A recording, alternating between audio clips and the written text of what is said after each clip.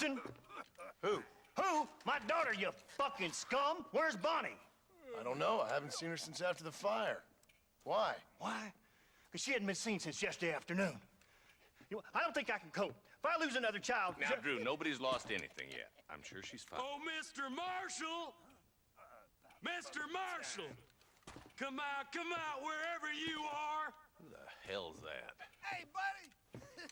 That be your next fucking mayor. Even better! Good day, Mr. Macfarlin. Get down from that horse, boy, or I'll shoot. I wouldn't recommend that, mister. Not if Drew Macfarlin wants to see his Boney back in one piece. Hey, Mr. Macfarlin! This is a nice girl you got there. Get out from there! You know, part of me's got to thinking I should just marry her myself. Give her a baby and that. What do you want? That's better. I want Norman Deek. I want him set free. Then you'll get your daughter back, mister.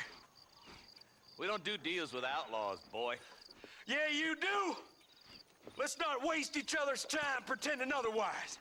Oh, government themselves ain't much more than a bunch of crooks. This is the land of opportunity, mister.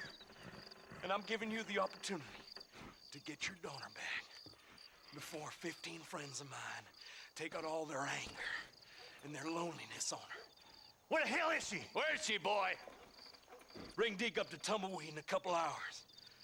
And don't get no funny ideas, or I will slit that horse throat myself. You boys have a pleasant afternoon. Yeah! What do we do? We do as he says. You and me, Marshal. Mr. Macfarlin, I'll get you your daughter back. I owe her that. Please do.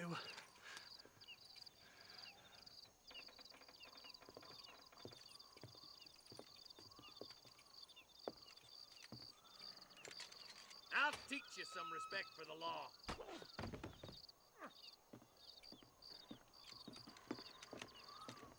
Hurry up, boy. Let's go. Quick as you can, deputy. Make sure he's tied on good. Stay with me, Marston. I won't let anything happen to her, sir. Gee up. Come on, let's get this charmer to Tumbleweed. Come on! See, this is what happens when the Federals interfere in our affairs. Are you happy now? No, I ain't happy at all. And I already told you, I ain't with the government.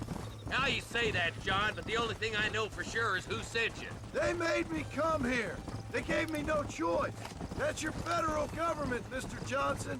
They come down here dressed as cocky as the King of Diamonds, talking a lot... Why's this sorry son of a bitch so important to them? Norman Deeks, Williamson's right-hand man. In other words, a glorified errand boy. Wait, Marshal! I'll be back for you! Bill's standards have slipped.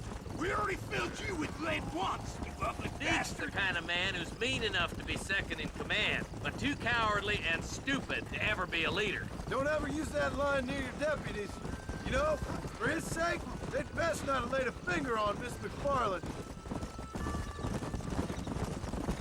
What is this place we're headed? Tumbleweed, a lonely, god-forsaken place.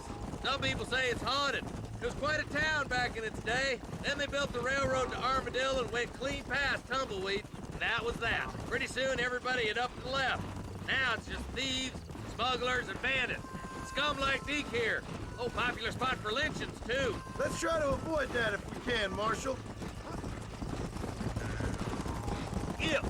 I just hope you're not taking advantage of the Macfarlins, Marston. They saved my life. Gave me food and fed when they had no idea who I was. I owe them more than I can ever repay. That's just they've been through a lot. Well, they're both vulnerable, in different ways.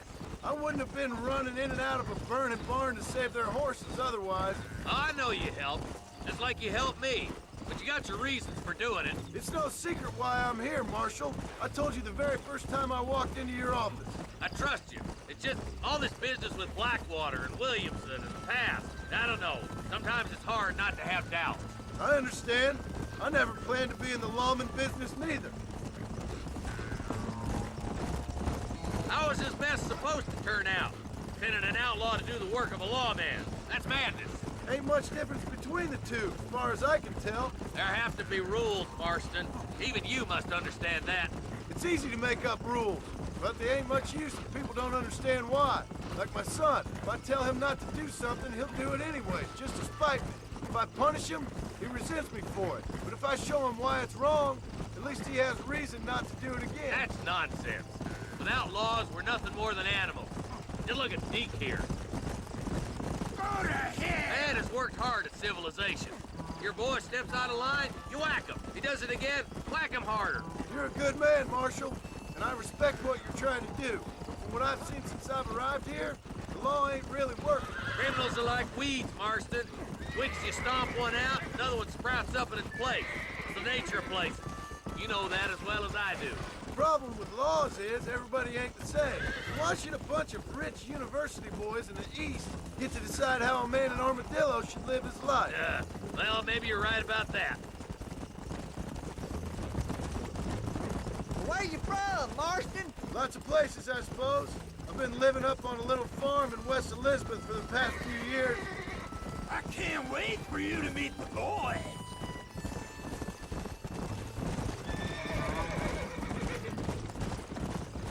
Come on. I hope they haven't spoiled her yet. I ain't had my turn. Don't worry, my boys know how to treat a lady. Tumbleweeds across the bridge.